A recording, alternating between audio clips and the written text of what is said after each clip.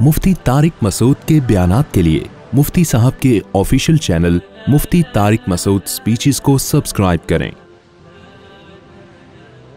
सलाम का वाक़या शुरू करते हैं। वलक़द अरसलना नूहन इला क़ौमिही, और तहक़ीक़ हमने भेजा नूह को अपनी कौम की तरफ। फ़क़ाल या क़ौमी अब्दुल्लाह, नूह अलैहिस्सलाम ने कहा मेरी कौम अल्लाह की इबादत करो। आज दुनिया में कहीं भी अल्लाह की इबादत को प्रोमोट करने की आलमी ताकतों की तरफ से कोशिश नहीं हो रही। दुनिया में जितनी इंसानों के हुकूक़ की तंजीमें, जानवरों के हुकूक़ की तंजीमें, ख़वातीन के हुकूक़ की तंजीमें, और शायद मर्दों के हुकूक़ की भी कुछ तंजीमें बन जाएं, और या हो सकता है बनी हुई हों, तो बहुत सारे यानी हुकूमतों के हुकूक़ की तंजीमें, मज़दूरों के हुकूक़ की तंजीमें, ये सारे हुकूक़ की तंजीमें बनी हुई हैं, लेकिन खुदा की बात करने वाला कोई भी नहीं है कि उस जिसने पैदा किया उसको क्यों भूल गए हो भाई तुम। इस पे कोई भी, आप जितने सेकुलर और लिबरल लोग हैं, कभी नहीं देखा आप खुदा के हुकूक़ की बात कर रहे हो, बल्कि कहीं किसी मजलिस में अल्लाह की बात शुरू हो जाए तो उनको तकलीफ़ होना शुरू हो जाती है। लेकिन कुरान और तमाम आसमानी किताबें, तौरात, इंजील, ज़बूर, तमाम पैगंबरों की बुनियादी दावत एक ही थी। वो क्या है भाई, अल्लाह को मानो, जो वो कह रहा है वो करो। तो सबसे पहले हमसे अल्लाह के बारे में सवाल होगा।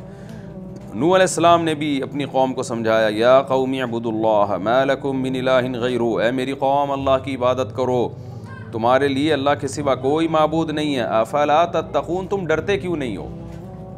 जिस खुदा की मैं दावत दे रहा हूँ वो तो पूरी कायनात का मालिक है, मेरी दावत को ठुकराओगे तो ऐसा ना हो कि वो हलाक कर दे तुम्हें। फ़क़ाल अल-मलउ अल्लज़ीना कफ़रू मिन क़ौमिही, कौम के जो बड़े बड़े सरदार थे वो हमेशा मातहत लोगों को गुमराह करते हैं। गरीब लोगों के लिए किसी हक़ की दावत को कबूल करना आसान है, लेकिन गरीबों की राह में रुकावट मालदार लोग बनते हैं, सरदार लोग, हुकूमती लोग बनते हैं, तो वही हमेशा गुमराह करते हैं। तो बड़े लोगों को था कि हमारी सरदारी हाथ से जा सकती है अगर हम नूह को मान लें, अपना रहनुमा मान लें। तो बड़े लोगों ने क्या कहा, मा हादा इल्ला बशरुम मिस्लुकुम, ये नहीं है मगर तुम्हारी तरह का एक इंसान। युरीदु अन यतफ़द्दल अलैकुम, क्योंकि कोई ओहदा इनके पास नहीं है तो अब ये चाहते हैं कि इस तरीके से ये तुम पर फजीलत हासिल कर लें। तो ओहदे तो हमारे पास हैं, पैसा हमारे पास है, इनके पास नहीं है, तो अब इनको एक ऑप्शन मिला है, एक तरीक़ा मिला है कि भाई इस तरीके से ये इज़्ज़त और शोहरत हासिल कर लें। तो ये इनकी नीयत है। देखें, ये आज भी हम बहुत सारी जगहों पे बदगुमान होते हैं। हमारी सोसाइटी में कोई भी अच्छा काम करने लगे ना, तो उसमें इखलास में पहले तो हम उसके काम में कीड़े निकालते हैं, ऐब तलाश करते हैं। काम में ना निकले तो उसकी नीयत पे शुबह करना शुरू कर देते हैं, असल में ये यूं इसलिए कर रहा है कि असल में ये चाहता है ये है। तो ये बदगुमानियाँ हैं, ये गलत है। जब तक आपके पास कोई यकीनी दलील ना हो सामने वाले की नीयत के बुरे होने पर, उस वक्त तक आप किसी को बुरा नहीं कह सकते, वरना वही हशर होगा जो पिछली उम्मतों का हुआ। पैगंबरों के अच्छे काम को वो क्या कहते थे, लॉजिक क्या निकालते थे कि असल में ये बड़ा बनना चाहते हैं। तो ये हकीकत है, कुछ लोग वाकई बड़ा बनना चाहते भी हैं, उनका मकसद दावत नहीं होता, लेकिन ये फ़ैसला जल्दबाजी में नहीं किया जाएगा। मजबूत कराइन जब तक नहीं होंगे, मजबूत दलाइल जब तक नहीं होंगे, तो किसी की ज़ात के बारे में कोई भी अच्छी बात कर रहा है फ़ौरन ये फ़ैसला कर देना कि इसकी नीयत ठीक नहीं है, ये बहुत गलत बात है। वलौ शाअ अल्लाहु लअंज़ला मलाइका, अगर अल्लाह चाहता तो फ़रिश्तों को भी नाजिल कर सकता था, उसने हमारे जैसा इंसान क्यों भेजा। मा समिअना बिहादा फ़ी आबाइनल अव्वलीन, हमने अपने पुराने बाप दादाओं में ऐसा कुछ सुना ही नहीं है कि जो है वो कि तौहीद पर जो नूह अलैहिस्सलाम की दावत है, वो हमने इस तरह की बातें सुनी नहीं है कि खुदा है, बुत परस्ती छोड़ दो। और नूह अलैहिस्सलाम बहुत अरसे के बाद आए थे पैगंबर बन के, तो ये भी हमने नहीं सुना कि इस तरह पैगंबर आते हैं। इन हुआ इल्ला रजुलुम बिही जिन्नतुन, ये नहीं है ये शख्स मगर इसको एक जुनून है, यानी इनको तो माज़अल्लाह दीवाने हो गए हैं, माज़अल्लाह दिमाग ख़राब हो गया है। फ़तरब्बसू बिही हत्ता हिन, इंतज़ार करो इसके साथ एक मुतय्यन वक्त तक, थोड़े दिन में इनका दिमाग खुद ही ठीक हो जाएगा, ये जुनून खुद ही उतर जाएगा। क़ाल रब्बि अंसुरनी बिमा कज़्ज़बून, नूह अलैहिस्सलाम ने कहा मेरे रब, इन्होंने जो मेरी इनकार की है तो अब मेरी मदद कर। कुरान के इन अल्फाज से तो लग रहा है कि बस एक ही दफ़ा जब कौम ने छुटलाया तो नूह अलैहिस्सलाम ने अल्लाह से मदद मांगी, लेकिन हकीकत में ऐसा नहीं है। कुरान में दूसरे मकाम पे पता चलता है कि ये जो कॉन्वर्सेशन है और ये जो बातचीत है, ये नूह अलैहिस्सलाम और कौम के दरमियान 950 साल चली है। 950 साल, यानी 1000 में 50 साल कम, 1000 साल तक नूह अलैहिस्सलाम समझाते रहे। और सूरह नूह में आता है کہ ربی انی دعوت قومی لیلا و نہارا، میں نے دن اور رات کا فرق نہیں دیکھا، جب موقع ملا میں نے ان کو دعوت دی اور ان کی خیر خواہی کے لیے ان کے پیچھے پڑا رہا، مجھے دیکھ کے یہ کانوں میں انگلیاں ٹھونسنے لگے، اتنا میں نے ان کو سمجھایا۔ اس کے بعد نوح علیہ السلام نے دعا مانگی، اللہ اس قوم نے میرا انکار کیا، تو میری مدد کر۔ فأوحینا الیہ، اللہ کہتے ہیں ہم نے نوح کی طرف وحی کی، ان اصنع الفلک بأعیننا، ہماری آنکھوں کے سامنے اے نوح تو کشتی بنا۔ یہ قرآن کی بلاغت ہے، یہ خوب یاد رکھیں، اس طرح کی جو چیزیں اللہ کی طرف منسوب ہیں تو یہ بلاغت کے قاعدے ہیں کہ اللہ تعالیٰ انسانوں سے انسانوں کے طرز پہ بات کرتے ہیں۔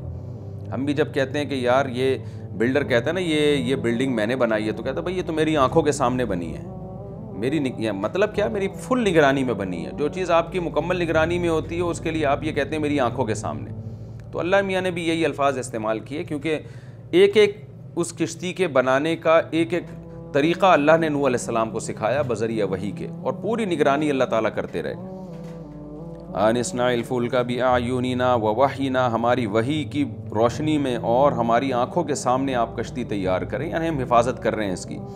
فَإِذَا جَاءَ أَمْرُنَا، جب ہمارا حکم آ جائے، یعنی عذاب کا فیصلہ آ جائے، وَفَارَ التَّنُّورُ، اور آپ دیکھیں زمین سے پانی ابلنا شروع ہو گیا ہے، زمین کے اوپر کے حصے سے پانی ابلنا شروع ہو گیا ہے، تو آپ نے کیا کرنا ہے، وہ علامت ہوگی کہ اب عذاب آنے والا ہے۔ فَاسْلُكْ فِيهَا مِن كُلٍّ زَوْجَيْنِ اثْنَيْنِ، تو دو دو جوڑے ہر مخلوق سے آپ نے رکھنے ہیں، یعنی ایک ایک جوڑا، ایک جوڑے کے دو دو فرد، مرغا مرغی اور گائے اور بیل اور جتنے بھی جانور، پتہ نہیں کتنی بڑی کشتی نوح علیہ السلام نے بنائی ہوگی، کیونکہ پوری دنیا میں روایات سے پتہ چلتا ہے یہ سیلاب آیا تھا، یہ جو طوفان آیا تھا نوح علیہ السلام کا پوری روئے زمین کو ڈھانپ لیا تھا، اس نے بہت ہی بڑا طوفان آیا تھا۔ تو اس لیے جو جانور ہیں نا ان کی مخلوق اور ان کی جو ہے وہ نسلوں کے ختم ہونے کا خطرہ تھا، تو اللہ تعالیٰ نے نوح علیہ السلام کو حکم دیا کہ ہر جانور کا جوڑا اس میں رکھ لیا جائے، تو وہی جانور بچ گئے بعد میں جو پانی کے جانور ہیں۔ عین ممکن ہے کہ ڈائناسورز وغیرہ جیسے جو بڑے بڑے جانور تھے جس کے آج ڈھانچے ملتے ہیں، ہو سکتا ہے اسی طوفان میں ہلاک ہوئے ہیں، وہ اس بات کا پورا امکان ہے، اور بہت ساری جانوروں کی نسلیں عین ممکن ہے وہ ختم ہو گئی ہوں جو نوح علیہ السلام کشتی میں سوار نہ کر سکے ہوں۔ اور اس میں اللہ کی حکمت بھی تھی کہ انسانوں کو بہت تیزی سے ان کی گروتھ ہونی تھی، ان کا جو گروتھ ریشو ہے وہ بڑھنا تھا، تو عین ممکن ہے اللہ نے بہت سارے درندوں کو اور جانوروں کو ہلاک کر دیا جو انسان کی بقا کے لیے خطرناک ہو سکتے تھے۔ اور سوال یہاں یہ پیدا ہوتا ہے کہ جب نوح علیہ السلام نے جانور رکھے تو یہ درندے کہاں سے آ گئے پھر بعد میں، شیر اور شیرنی اور چیتا اور اس کی مادہ؟ تو اس بات کے بھی دو جواب ہو سکتے ہیں۔ ہو سکتا ہے اللہ تعالیٰ نے جو اس طرح کے درندے ہیں ان کو پہاڑوں کی بلندیوں پہ پہنچا دیا ہو ان کی نسل کو باقی رکھنے کے لیے، یہ بھی ممکن ہے کہ یہ درندے بھی نوح علیہ السلام نے سوار کر لیے ہوں تاکہ ان کی نسل محفوظ رہے، کیونکہ قرآن کے الفاظ ہیں من کلن، یہ جو تاکید ہے نا کلن، یہ کلن کے لفظ میں اس طرف اشارہ ہے کہ اس میں آپ نے وہ جانور نہیں دیکھنے جو انسانوں کے لیے مفید ہیں یا غیر مفید ہیں، سب طرح کے جانور، تو اس میں اشارہ ملتا ہے کہ ہو سکتا ہے یہ درندے بھی رکھ لیے ہوں۔ اور تیسری بات یہ کہ عین ممکن ہے کہ یہ درندے بعد میں اللہ نے زمین پہ پیدا کیے ہوں، یعنی اس بات کا بھی امکان ہے۔ تو تین امکان ہیں کہ یا تو ان درندوں کو اللہ تعالیٰ نے بلند پہاڑوں پہ بھیج دیا ہو اور ان کی نسل کو محفوظ رکھ لیا ہو، یا یہ بھی اس بات کا امکان ہے، اور چوتھا امکان یہ بھی ہے کہ ہو سکتا ہے زمین میں جو علاقے سطح سمندر سے بہت زیادہ آلریڈی بلند ہیں تو صرف ان جگہوں کے جانوروں کی نسلیں محفوظ رہ گئی ہوں اور وہ پھر جانور زمین پہ بعد میں اتر آئے ہوں۔ تو بہت سارے احتمالات ہیں اس میں، حقیقت اللہ جانتا ہے۔ فَإِذَا جَاءَ أَمْرُنَا وَأَهْلَكَ، اور اپنے گھر والوں کو بھی سوار کریں، إِلَّا مَنْ سَبَقَ عَلَيْهِ الْقَوْلُ مِنْهُمْ، قرآن میں دوسرے مقام پر آتا ہے کہ جو ایمان والے ہیں ان کو بھی سوار کریں، ہاں آپ کے اہل میں جس پر اللہ کی بات پہلے سبقت کر چکی ہے، یعنی تقدیر میں یہ بات لکھی بھی ہے کہ وہ ایمان نہیں لے کر آئے گا، اللہ نے ہر چیز پہلے سے لکھ دی ہے نا اپنے علم کے مطابق، تو کچھ ایسے ہیں جن کے دلوں پہ مہر لگ چکی ہے وہ ایمان نہیں لائیں گے، جیسے نوح علیہ السلام کا بیٹا، تو ایسے لوگ وہ سوار نہیں ہوں گے۔ وَلَا تُخَاطِبْنِي فِي الَّذِينَ ظَلَمُوا، پیغمبروں کا دل بہت نرم ہوتا ہے، جیسے ابراہیم علیہ السلام کو جب پتہ چلا نا لوط علیہ السلام کی قوم پہ عذاب آ رہا ہے تو قرآن کیا کہتا ہے، یُجَادِلُونَا فِي قَوْمِ لوط، وہ ہم سے لوط علیہ السلام کی قوم کے بارے میں جھگڑنے لگے۔ جھگڑنے کا مطلب اتنی لجاجت اور عاجزی سے اللہ سے دعا مانگنے لگے کہ عذاب ٹل جائے، جیسے کوئی جھگڑا کر رہا ہوتا ہے۔ تو یہاں بھی ایسے ہی ہے، نوح علیہ السلام تنگ آ کر اپنی قوم سے آپ نے اللہ سے عذاب کی دعا مانگی، لیکن اس بات کا پورا امکان تھا کہ نوح علیہ السلام جب یقین ہو جائے کہ عذاب آ رہا ہے تو آپ کا دل پگھل جائے، قوم کے لیے ترس آنے لگے کہ یہ سارے مر جائیں گے اور جہنم کا ایندھن بنیں گے. تو اس لیے اللہ نے پہلے بتا دیا کہ لا تخاطبنی فی الذین ظلموا، اے نوح ان ظالموں کے بارے میں اب آپ نے مجھ سے بات نہیں کرنی ہے، آپ کو سفارش کی بھی اجازت نہیں ہے. یہی وجہ ہے کہ دوسرے مقام پہ سورہ ہود میں جب اللہ نے یہ واقعہ بیان کیا تو نوح علیہ السلام کا بیٹا جو عذاب میں ہلاک ہوا نا، تو نوح علیہ السلام نے اللہ سے کہا اللہ یہ تو میرا بیٹا ہے، تیرا وعدہ تھا تو میرے اہل کو بچائے گا. تو اللہ نے حضرت نوح علیہ السلام کو تنبیہ کی ہے. وہ تنبیہ اسی بیس پہ تھی کہ میں نے آپ سے کہا تھا کہ ان ظالموں کے بارے میں اب آپ نے مجھ سے سوال نہیں کرنا. اسی وجہ سے نوح علیہ السلام نے پھر اپنے اس سفارش پہ اور اس درخواست پہ اللہ سے استغفار کی. تو وَلَا تُخَاطِبْنِي فِي الَّذِينَ ظَلَمُوا، جو ظالم لوگ ہیں ان کے بارے میں آپ مجھ سے بات تک نہ کریں، إِنَّهُمْ مُغْرَقُونَ، یہ غرق ہو کر رہیں گے. اب اللہ کے عذاب سے ان کو کوئی طاقت نہیں بچا سکتی، آپ بھی اگر ان کی سفارش کریں گے تو وہ میں قبول نہیں کروں گا. فَإِذَا اسْتَوَيْتَ أَنْتَ، بس جب آپ سوار ہو جائیں آپ، وَمَن مَّعَكَ، اور جو لوگ آپ کے ساتھ ہیں، عَلَى الْفُلْكِ، کشتی پر، فَقُلِ الْحَمْدُ لِلَّهِ الَّذِي، تو اللہ کا شکر ادا کریں. کیا کہیں؟ اللہ تمام تعریفیں اس اللہ کے لیے ہیں، نجانا من القوم الظالمین، جس نے ہمیں ان ظالموں سے نجات دی. دیکھیں یہ اللہ کی معرفت کا اعلیٰ درجہ ہے کہ جس حال میں اللہ آپ کو رکھ رہا ہے آپ اس میں اللہ کی تعریف کریں. بعض لوگوں کو اپنی طرف سے تقویٰ کا وہ ہوتا ہے، جب نافرمان لوگ ہلاک ہوتے ہیں نا تو وہ بجائے خوش ہونے کے افسوس کر رہے ہوتے ہیں کہ یہ کیا ہو گیا، یہ کیوں ہو گیا. تو کوشش تو یہی ہونی چاہیے، ہمیں اللہ سے یہی دعائیں مانگنی چاہیے کہ اللہ عذاب نہ آئے. لیکن اگر آپ کو یقین ہے نا کہ فلاں پر جو اللہ کا عذاب آیا ہے وہ اس کے گناہوں کی وجہ سے آیا ہے، تو جب آ جائے تو پھر اس پہ اللہ کا شکر ادا کرنا چاہیے کہ جو اللہ کرتا ہے بہتر کرتا ہے. اس میں اچھا پہلو تلاش کرنا چاہیے کہ اچھا ہوا یہ تباہ ہوئے، ان بدبختوں سے ہماری جان چھوٹی. تو یہ جو رحم کا جذبہ بعض لوگوں میں پایا جاتا ہے نا کہ اللہ کے فیصلوں پر بھی ان کو ترس آ رہا ہوتا ہے کہ اللہ نے یہ کیا کر دیا، تو یہ تقوی کا اور اللہ کی معرفت کا تقاضا نہیں ہے. اس کی مثال ایسے جیسے میں اکثر بیان کرتا ہوں نا کہ رمضان جب ختم ہوتا ہے تو بعض لوگ رو رہے ہوتے ہیں، ہائے رمضان چلا گیا، ہائے عبادت کا موقع چلا گیا. او بھائی اللہ نے جب عید کا چاند دکھا دیا تو اب اللہ تعالیٰ آپ سے ایک مشکل کو، ایک رمضان میں ایک بڑی ایک عبادت ہوتی ہے اور اس میں مسلمان کی لائف بڑی ٹف ہوتی ہے، تو وہ تراویح ہے، روزے ہیں، دن بھر کا بھوکا پیاسا. تو جب اللہ بھوکا پیاسا رکھنے پر خوش تھا تو پھر اس پہ خوش رہو آپ کہ بھئی ہمیں عبادت کا موقع مل رہا ہے. اور جب اللہ عید کا چاند دکھاتے تو پھر عید کی خوشی مناؤ. پھر اس میں رونا جائز نہیں ہے کہ ہائے رمضان گزر گیا، ہائے یہ ہو گیا. تو یہ اس کا مطلب ہے کہ آپ اللہ سے بھی آگے نکلنے کی کوشش کر رہے ہیں. تو اس لیے اللہ نے نوح علیہ السلام اور ان کے ساتھ ایمان والوں کو کہہ دیا کہ ایسا نہ ہو کہ کشتی میں سوار ہو اور جب یہ قوم عذاب میں تباہ ہو تو پھر یوں کہو کہ ہائے یہ قوم کیوں تباہ ہو گئی اور یہ کیا ہو گیا، یہ کیسے ہو گیا، یہ کاش نہ ہوتا. نہ تم شکر کرو اللہ نے تمہیں اس بدبخت قوم سے بچا لیا، کیونکہ تم اسی میں رہتے تو تمہارے ایمان کا بھی خطرہ، تمہاری اولادیں بھی بگڑتی. تو شکر کرو یہ بدبخت جو 950 سال تک جن کو سمجھایا گیا ان کمبختوں کی سمجھ میں نہیں آیا، اس کا برباد ہونا ہی بہتر تھا. تو اللہ سے شکر ادا کرو. الحمدللہ الذی، تمام تعریفیں اس اللہ کے لیے، نجانا من القوم الظالمین، جس نے ہمیں ان بدبختوں سے نجات عطا فرمائی. تو ایسے موقع پہ ایسا ہی سوچنا چاہیے، اسی طرح کی بات ہی اپنی زبان سے کرنی چاہیے. وَقُلْ رَبِّ أَنزِلْنِي مُنزَلًا مُبَارَكًا، اور اللہ نے کہا یہ بھی دعا مانگو، اے میرے رب تو ہمیں ایسا اتار، یعنی اب کشتی سے ہم جب نیچے اتریں، جب طوفان تھمے گا اور ہم کشتی سے نیچے اتریں گے تو برکت والا اترنا ہو، ایسا اترنا جس میں خیر اور برکتیں ہوں. اور ایسا ہی ہوا. سورہ ہود میں اللہ نے یہ واقعہ بہت تفصیل سے بیان کیا. یہ بھی دعا سکھائی گئی، بسم اللہ مجریہا و مرساہا ان ربی لغفور الرحیم. تو یہ تینوں دعائیں اس موقع پر اللہ تعالیٰ نے نوح علیہ السلام کو بتائی کہ اللہ ہی کے نام سے اس کشتی کا چلنا اور رکنا ہے، اور میرا رب معاف کرنے والا اور مغفرت کرنے والا ہے. وَقُلْ رَبِّ أَنزِلْنِي مُنزَلًا مُبَارَكًا، اور آپ یہ بھی دعا مانگیے کہ اے میرے رب مجھے برکت والا اتارنا اتار، جب میں کشتی سے اتروں تو برکتیں ہوں. اور قرآن میں سورہ ہود میں اللہ نے کیا فرمایا، جب نوح علیہ السلام اترے تو قیل یا نوح اہبط بسلام منا وبرکات علیک وعلی امم ممن معک. ہم نے کہا کہ اے نوح اب آپ اور آپ کے ساتھ جو لوگ ہیں نا زمین پہ اتریں برکتوں اور سلامتیوں کے ساتھ. یعنی اللہ نے یہ دعا قبول کی اور خوب برکتوں سے نوح علیہ السلام کو نوازا۔ یہ برکتیں روحانی بھی تھیں اور جسمانی بھی۔ جسمانی برکتیں کیا تھیں؟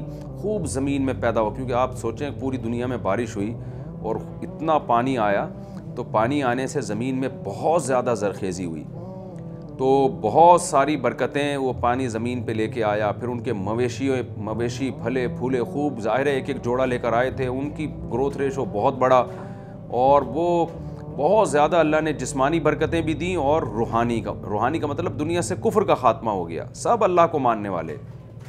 اسی وجہ سے علماء نے کہا ہے کہ 2 وقت دنیا روئے زمین پر ایسے آئے ہیں، بلکہ 3 اوقات، کہ جب دنیا میں کوئی اللہ کا نافرمان نہیں تھا، اور زمین کی برکتیں بھی اس وقت کھلی ہوئی تھی، آسمان کی برکتیں بھی اور روحانی برکتیں بھی۔ ایک جب آدم علیہ السلام دنیا میں آئے اور اماں ہوا، اس وقت کوئی اللہ کا نافرمان نہیں تھا، لیکن وہ تعداد میں صرف 2 تھے۔ دوسرا جب نوح علیہ السلام، تو وہ تعداد میں 40 یا 50 انسان تھے، اور پھر آگے ان کی اولادیں تیزی سے پھیلی ہیں، تو اس وقت بھی دنیا میں کوئی نافرمان نہیں تھا۔ اور یہ تیسری دفعہ ہوگا حضرت عیسیٰ علیہ السلام کے دور میں، جب عیسیٰ ابن مریم نازل ہوں گے، حضرت مہدی آئیں گے، تو دنیا میں جہاد ہوگا اور کفر اور فسق کا بالکل خاتمہ ہو جائے گا، تو اور اس وقت آبادی بہت زیادہ ہوگی، تو بے پناہ آبادی ہوگی، تو اتنی بڑی کوانٹٹی کا اللہ کی عبادت میں مشغول ہونا اور دنیا سے شر کا بالکل خاتمہ ہو جانا، تو اس وقت جو خیر اور برکتیں ہوں گی، روئے زمین نے اس سے پہلے نہ ایسی خیر اور برکت دیکھی ہوگی، نہ اس کے بعد کبھی دیکھے گی۔ تو ایسی خیر اور برکتیں، اور چونکہ پھر پیغمبروں کی جو بعثت تھا اس کا مقصد حاصل ہو جائے گا، تو اس کے بعد پھر اللہ تعالیٰ قیامت کی بڑی بڑی علامتیں ظاہر ہونا شروع ہو جائیں گی، اور زمین پھر آہستہ آہستہ پھر وہی برائیاں پھیلیں گی اور پھر تباہی کی طرف زمین جائے گی۔ تو دوسری دفعہ جو زمین میں اللہ کی نافرمانی سے زمین پاک ہوئی ہے نوح علیہ السلام کے دور میں، تو اللہ نے فرمایا کہ وَأَنْتَ خَيْرُ الْمُنزِلِينَ، اور اے اللہ تو تمام اتارنے والوں میں سب سے بہتر اتارنے والا ہے۔ یہاں یعنی کسی بھی قوم کو جب تو کسی جگہ پہ اتارتا ہے، ٹھکانہ دیتا ہے، تو سب سے بہترین ٹھکانہ دینے والا تو ہے۔ یہ دعا ہمیں ویسے بھی جب ہم کہیں جاتے ہیں نا، کسی شہر میں پڑاؤ ڈالتے ہیں، تو وہاں بھی یہ دعا مانگنا افضل ہے کہ اللہ رب انزلنی منزلا مبارکا وانت خیر المنزلین، اللہ میں اس جگہ پہ جا رہا ہوں تو مجھے وہاں کی برکتیں عطا فرما، وہاں میرا اترنا برکت کا ذریعہ بنے۔ ان فی ذلک لآیات، اللہ فرماتے ہیں اس واقعے میں بڑی بڑی نشانیاں ہیں، ایک نہیں بہت ساری نشانیاں ہیں۔ وَإِن كُنَّا لَمُبْتَلِينَ، اور بے شک تھے ہم ان کو آزمانے والے، نوح علیہ السلام کی قوم کو ہم آزمانے والے تھے، اس لیے ہم نے یہ سب کچھ کیا، تو آزمائش کا نتیجہ بھی نکلتا ہے۔ ثُمَّ أَنشَأْنَا مِن بَعْدِهِمْ قَرْنًا آخَرِينَ، اللہ کہتے ہیں پھر ہم نے ان کے بعد، یعنی نوح علیہ السلام کے بعد، قرنن ایک اور بستی کو پیدا کیا، آخرین جو ان کے علاوہ تھی۔ وہ بستی کون تھی؟ قرآن کے ظاہر سے پتہ چلتا ہے کہ یا تو قوم عاد تھی یا قوم سمود، اب دونوں طرف قرائن ہیں، بعض نے کہا کہ قوم عاد تھی، بعض نے کہا کہ قوم سمود تھی۔ تو اگر قوم عاد تھی وہ پہلے آئی ہے، قوم سمود بعد میں آئی ہے، تو پھر اللہ اگر قوم سمود مراد لی جائے تو پھر قوم عاد کا اللہ نے یہاں تذکرہ نہیں کیا، اور اگر قوم عاد مراد لی جائے تو وہ فوراً بعد آئی ہے، لیکن قرآن میں دونوں طرف قرائن ہے۔ تو اب چونکہ یہ عملی زندگی سے اس کا کوئی خاص تعلق نہیں ہے، لہذا میں اس بحث کو حذف کر دیتا ہوں۔ فَأَرْسَلْنَا فِيهِمْ رَسُولًا مِّنْهُمْ، ہم نے جو نئی قوم کو پیدا کیا پھر ہم نے ان میں بھی رسول بھیجا، انہی میں سے اس رسول نے کہا اَنِ اعْبُدُوا اللَّهَ مَا لَكُم مِّنْ إِلَٰهٍ غَيْرُهُ، کہ اے میری قوم اللہ کی عبادت کرو، اللہ کے سوا کوئی عبادت کے لائق نہیں ہے۔ أَفَلَا تَتَّقُونَ، تم ڈرتے کیوں نہیں ہو؟ وہی بات کی جو نوح علیہ السلام نے کی تھی۔ کیا مطلب؟ نوح علیہ السلام کی آگے اولادیں جو مشہور قول کے مطابق حام، سام اور یافث، نوح علیہ السلام کے 3 بیٹے تھے، نسل انہی سے چلی ہے، باقیوں کی نسل نہیں چلی آگے، تو یہ دنیا میں پھیل گئے، ان کی اولادیں پھیل گئیں دنیا میں۔ تو اس میں بہت ساری آ رہے ہیں کہ فلاں قوم نوح علیہ السلام کے فلاں بیٹے سے۔ چونکہ میں نے تھوڑا بہت آسمانی کتابوں کا بھی مطالعہ کیا ہے، اگر آپ عہد قدیم اور عہد جدید پڑھتے ہیں، تورات انجیل پڑھتے ہیں، تو اس میں بھی نوح علیہ السلام کا واقعہ بہت ڈیٹیل سے بیان کیا ہے، تو اس میں یہ تفصیلات ہمیں ملتی ہیں کہ نوح علیہ السلام کے بیٹوں نے پھر آگے جو اولادیں پلی بڑی ہیں، تو انہوں نے دنیا میں مختلف جگہوں کا سفر کرنا شروع کیا، جنگیں ہوئیں، لڑائیاں ہوئیں، وہ دنیا میں پھیل گئے۔ تو اللہ تعالیٰ نے چاہا کہ ان کی زبان میں، ان کے رنگوں میں اختلاف پیدا کر دیا جائے، تو پھر ان کی زبانیں مختلف ہوئیں، کہ ڈسٹینس کی وجہ سے زبانیں چینج ہوتے ہوتے بالکل چینج ہو گئیں زبانیں، اور بالکل نئے نئے ملک آباد ہونا شروع ہو گئے۔ تو یہ ایک بڑی ظاہر ہے اللہ کی قدرت کی ایک بہت بڑی دلیل ہے. کیسی کیسی زبانیں ان کی اولادوں میں بنی ہیں, کیسے کیسے رنگ قد. تو یہ سارے نوح علیہ السلام کے 3 بیٹے حام, سام اور یافس تھے, جن کی نسلوں سے اللہ تعالیٰ نے دنیا کو آباد کیا. پھر آگے اس قوم میں دوبارہ شرک پیدا ہونا شروع ہوا. قوم عاد آئی یا قوم سمود آئی. تو اللہ کہتے ہیں اس پیغمبر نے کیا فرمایا, ضروری نہیں ہے کہ ایک ہی قوم آئی ہو, قومیں بہت ساری آئی ہوں, لیکن اللہ تذکرہ ایک قوم کا کر رہے ہیں. تو ان کو بھی پیغمبر نے یہی کہا. وجہ کیا تھی؟ ان میں پھر بت پرستی آ گئی. تو یہ بت پرستی کیسا ناسور ہے, آپ دیکھیں شرک کیسا ناسور ہے. جن پیغمبروں کی پوری زندگیاں توحید میں لگ جاتی ہیں, انہی کے فالوورز جو ہیں, انہی کے ماننے والے پھر شرک پہ آتے ہیں. اس کی جیتی جاگتی مثال ہمارے نبی صلی اللہ علیہ وسلم ہے. سید الانبیاء محمد صلی اللہ علیہ وسلم نے جو قرآن ہمیں پیش کیا, اس میں کس قدر توحید کا بیان. پھر سید الانبیاء کی جو احادیث ہیں, اس میں کس قدر توحید کا بیان. پھر آپ صلی اللہ علیہ وسلم نے شرک کے ذرائع کو کیسے ختم کیا. لیکن آپ دیکھیں شیطان کتنا ہوشیار ہے اور کیسے چالیں چلتا ہے کہ اسی پیغمبر کے ماننے والوں نے اسی پیغمبر کی شان میں غلو کر کے خدا کے ساتھ پیغمبر کو شریک کر دیا. یعنی کیا بتوں کو اللہ کے ساتھ شریک کرتے, بلکہ وہ پیغمبر جو توحید کے علم بردار ہیں, انہی کو حاضر ناظر, مشکل کشا, حاجت روا بنا دیا. تو یہ شیطان جو ہے یہ لگا رہتا ہے, اور اس کے شر سے انسان کو غافل نہیں رہنا چاہیے. تو پہلے بھی قوموں کو اس نے اسی طریقے سے برباد کیا. نوح علیہ السلام میں جو شرک آیا وہ بھی 5 بڑے بڑے بزرگ تھے جو بڑے نیک لوگ تھے, ان کی دعائیں قبول ہوتی تھیں. ان کے مرنے کے بعد ان کے پتلے بنا کے پوجا کرنا شروع کر دی. تو وہ بھی عقیدت محبت میں ہی ہوا ہے جو کچھ بھی ہوا.